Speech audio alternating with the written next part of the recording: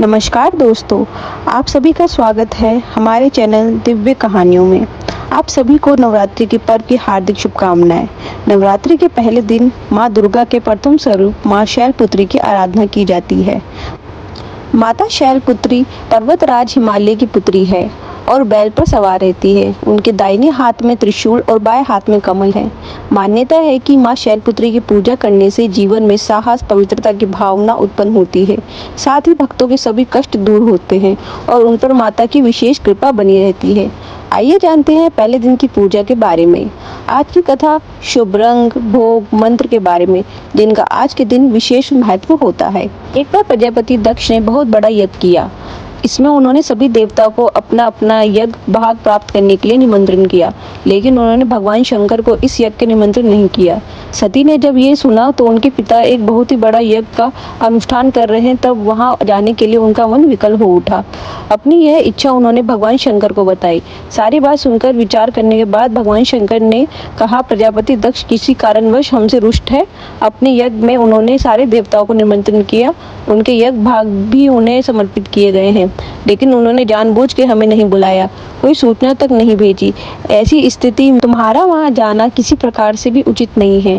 भगवान शंकर की इस बात को माता ने नहीं माना। पिता का यज्ञ देखने वहां जाकर माता और बहनों से मिलने की उनकी व्यग्रता किसी प्रकार भी कम न हो सकी। वो प्रबल आग्रह करती रही। उनका प्रबल आग्रह देखकर भगवान शंकर ने उन्हें वहां जाने की अनुमति दे दी। सती ने पिता के घर पहुंचकर देखा कि कोई भी उनसे आदर और प्रेम से बात नहीं कर रहा। सारे लोग मुंह फेरे हुए थे। केवल उनकी माता ने स्नेह से उन्हें गले लगाया। बहनों की बातों में व्यंग और उपहास के भाव भरे हुए थे।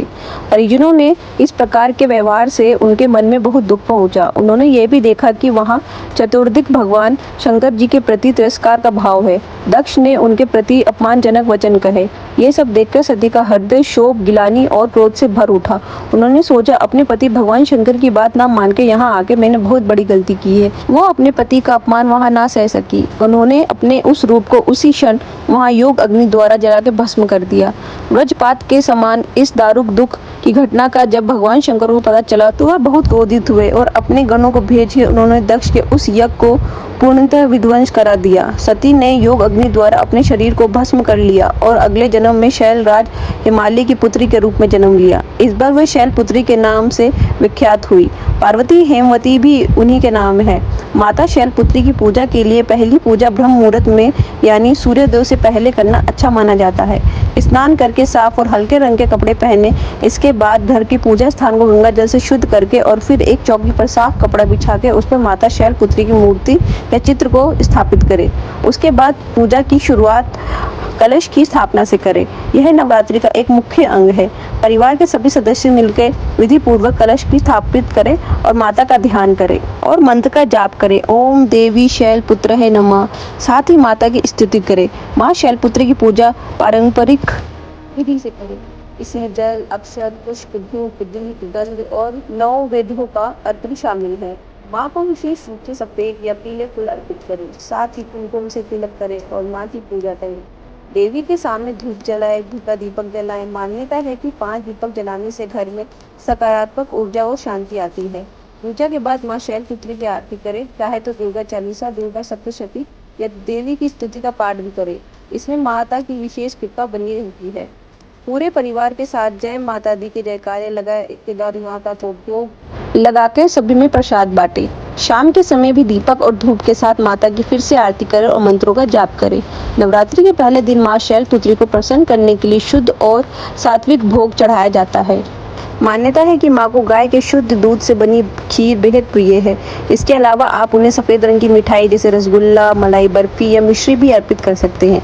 पूजा संपन्न होने के बाद माता को भोग अर्पित करके पूरे परिवार और भक्तजनों में प्रसाद बांटे और खुद भी ग्रहण करें और माँ शैलपुत्री का ध्यान करें और मंत्र का जाप करें।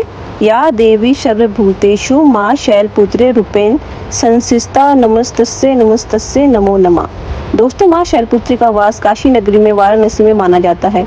वहाँ शैलपुत्री माँ का एक बेहद प्राचीन मंदिर है, जिसके बारे में मान्यता है कि यहाँ माँ शैलपुत्री के सिर्फ दर्शन करने से ही भक्तजनों की मुरादें पूरी हो जाती है। कहा तो ये भी जाता है कि नवरात्रि के पहले दिन जो भी भक्त माँ शैलपुत्री के दर्शन करता है उसके सारे वैवाहिक जीवन के कष्ट दूर हो जाते हैं, क्योंकि माँ शैलपुत्री का वाहन वृषभ है, इसलिए इन्हें वृषारूढ़ा भी कहा जाता है। तो यह थी माँ शैलपुत्री की व्रत कथा। आपको आज भी ये कथा और जानकारी कैसी लगी हमें कमेंट में ज़रूर बताएं। आपको आज की ये कथा अच्छी लगी हो तो वीडियो को लाइक ज़रूर करें और अभी तक चैनल को सब्सक्राइब नहीं किया है तो सब्सक्राइब करना ना भूलें। धन्यवाद।